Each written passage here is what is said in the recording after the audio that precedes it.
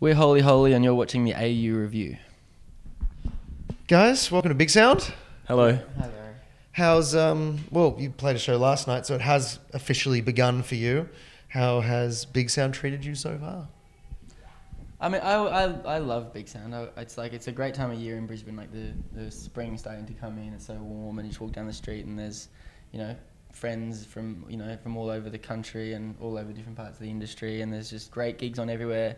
And because it's not the weekend, there's less drunk, sort of chaotic, sort of nightmarish people around. So it's the best. So I love it. I'm having a good time.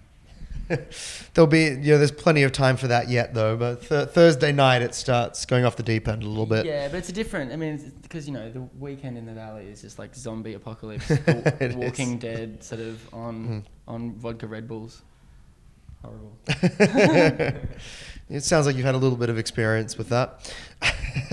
Yes. With the last couple of months, I mean, I guess let's talk about the tour first of all. So outside of Big Sound, you guys have been playing shows, and you're going to continue playing shows for a little while. You've got lots lined up. How's the album tour been going? Great. We did Splendor in July, then released our record, When the Storms Would Come, and then we started basically what is probably our biggest national tour to date. Started up in Darwin, which was a blast. It was beautiful and warm and really nice vibe. Then went over to WA and Queensland. Warm's being a bit kind. Well, you mean hot? I would say it was warm. It wasn't brutal because it's the dry season at the moment. Apparently the wet season's pretty full on, but the dry season's literally dry for months. It never rains. We played on this outdoor venue, and I was a bit worried. I was like, "Why Darwin Festival?" Yeah, and I was thinking, why isn't there a cover over this venue? Like, surely all the electrical gear is going to get wet. And they're like, no, it never rains. It just doesn't rain. The desk, which is like, I don't know what they're worth, like maybe like 15, 20 grand. The mixing desk, just not undercover, just out for weeks. Yeah, it's like real confident that it's not going to rain. Crazy.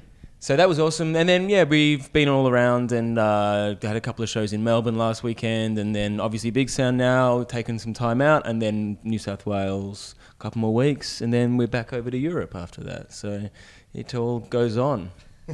It never seems to stop for you, and it hasn't for quite some time, but at the same time, this whole process now is the start of something new. It's the start of the old album cycle, which is a different experience, I suppose, for you in some ways. Or is it pretty much just much of the same? I actually have a few opinions about the album cycle that I've been kind of trying to shove down people's throats. Please do.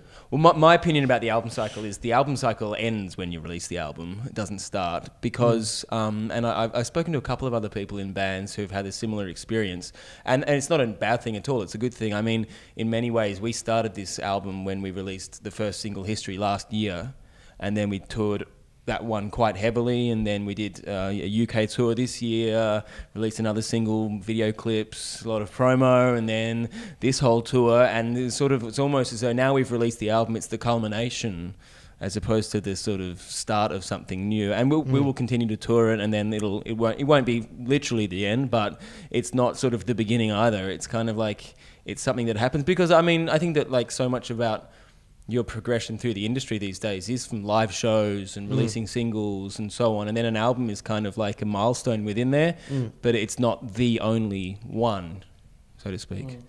But were you sort of talking about the next record? Is that what you were like talking about? Well, no, I mean, I guess it's just the old adage of you release the album and then you start a 2-year album cycle, which is the touring cycle that happens after the album is released. So, I mean, I think we're just getting into semantics at this point. Yeah, well, basically, like, we're going to do this tour, then we're going to Europe, and then we're sort of mapping out, like, what we're going to do for the next little while. And we're talking about potentially another tour early next year. And then we want to get in the studio and start working on some new stuff. So we've written one song pretty much completely, and even done some pre-production for the next record. And then we've got, like, maybe 5 little sketches of other ideas floating around. So I'm really looking forward to the next record. It's going to be exciting, writing music with more of an audience than the first time, because the first time we were writing to ourselves. But this time, it's going to be good.